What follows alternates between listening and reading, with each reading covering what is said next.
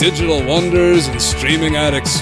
'Tis I, Nigel Weebanger, the kilted king of criticism, risen from the ashes of YouTube's banhammer. Aye, the overlord smote me down for my scathing honesty, or maybe it was for showing too much hairy leg under this kilt, who can say? But fear not.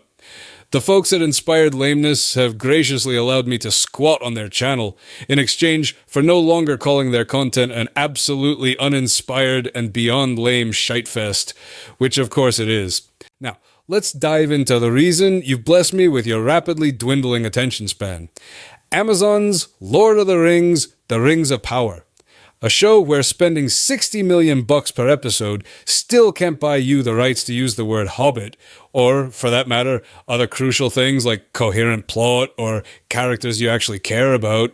It seems that along with writers, Amazon could use better lawyers. Now, I know many of you highbrow intellectuals expect me to rant about how this show has desecrated Tolkien's sacred texts, but let's be clear. I'm about as qualified to critique the Rings of Power as a Highland cow is to perform open-heart surgery.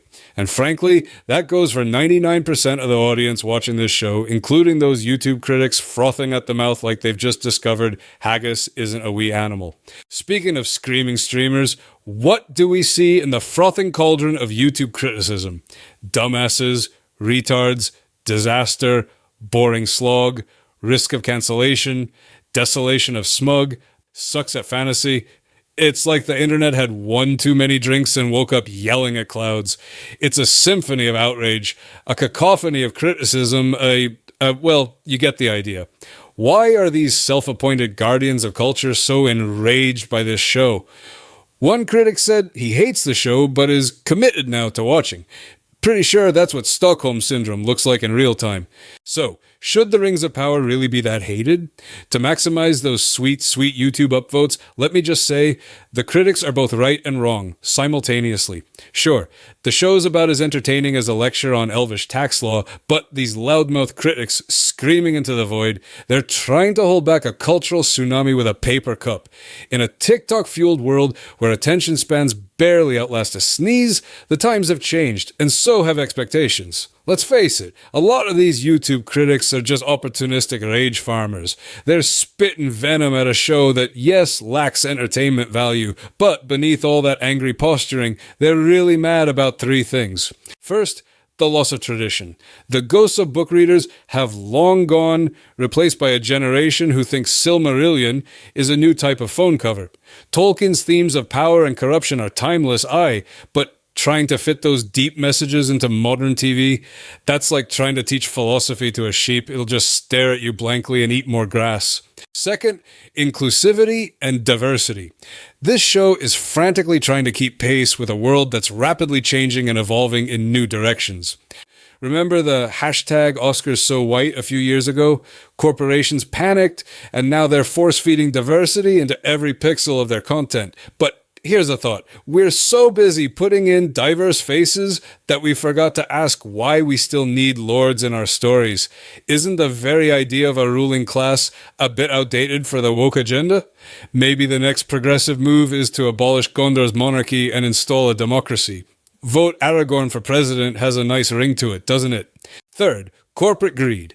Amazon took Tolkien's intellectual property and is trying to milk it harder than a prize-winning cow at the Highland Games. They poured a huge amount of money into it, but the product does not live up to its price tag. Perhaps some of that CGI budget could have been appropriated for better writing, that is true. But the anger from YouTube critics railing against capitalists raping Tolkien's works, while accurate, is ironic, given that they're making a fortune off rage-fueled reaction videos, milking their own audience for ad revenue while railing against the corporate machine. It's hypocrisy wrapped in a kilt, served with a side of righteous indignation. Tolkien's tale of good versus evil is like a fine scotch, timeless, rich, and best savored slowly, letting its themes of power, corruption, hope, community, and nature sink in.